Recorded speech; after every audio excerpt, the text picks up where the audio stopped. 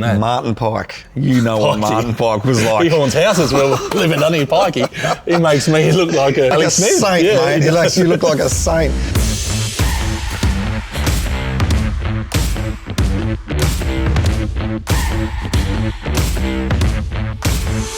Mate, there's a lot of suspensions these days in football, and I know you're a hard man of the AFL, and this is why I want to bring this argument up with you. Do you think, because I think guys are getting suspended way too much for way too little? Surely you're with me on this.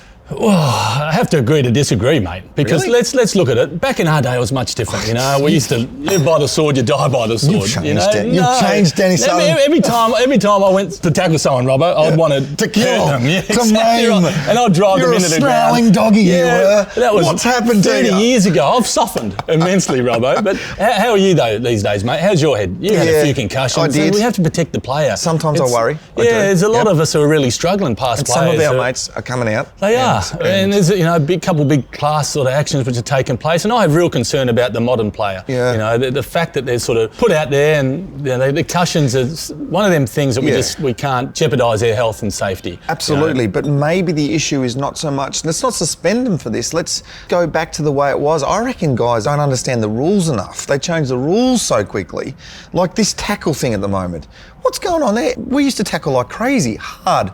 Didn't seem like there was as many injuries then, but there is now. Why? Yeah, it has to be tidied up because there's a lot of confusion, I think. You know? And the sling tackle, I think that's gone. You know, we used to swing and you drive them to hurt them. Yes. And the player these days is protecting, you know, there's a duty of care. Yeah. I don't know whether because the grounds are harder, that there's more damage when they're actually hitting the deck. So we played on some pretty ordinary soft grounds. You played at the Western Oval. You'd love to get tackled there. You would get up and get mud out of your eyes, but This suspension thing just doesn't seem to match up with what I think it's too many knee-jerk reactions. What I think might fix it, Robbo, is you see when someone's got the footy and they get tackled and they just let them hang on to it for too long. I think now if they rotate them once, twice in a tackle, just play the whistle. Then the player's going to get frustrated and he's going to try and hurt them, not necessarily hurt them, but he's going to try and bring them to the ground. You know, if that tackle gets broken, then, you know, he's going to cop a spray from his coach. Mate, so you were told in the young days, though, weren't you? Go out there and tackle like crazy. Yeah? We did, and we loved it. And I'm old school, you know, I love physical aspect of the game, but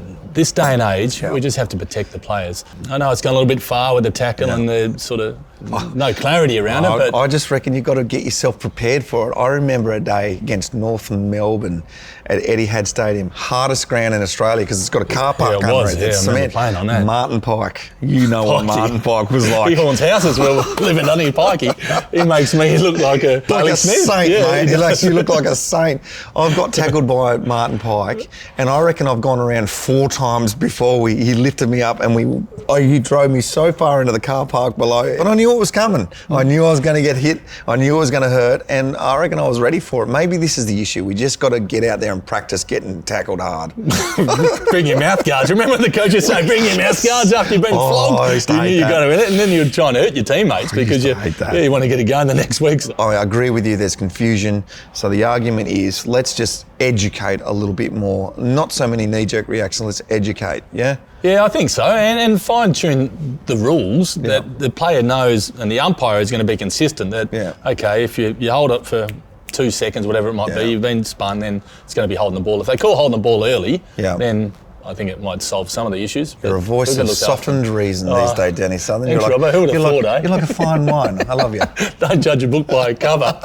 It's got a few different covers, this book. Don't worry about that.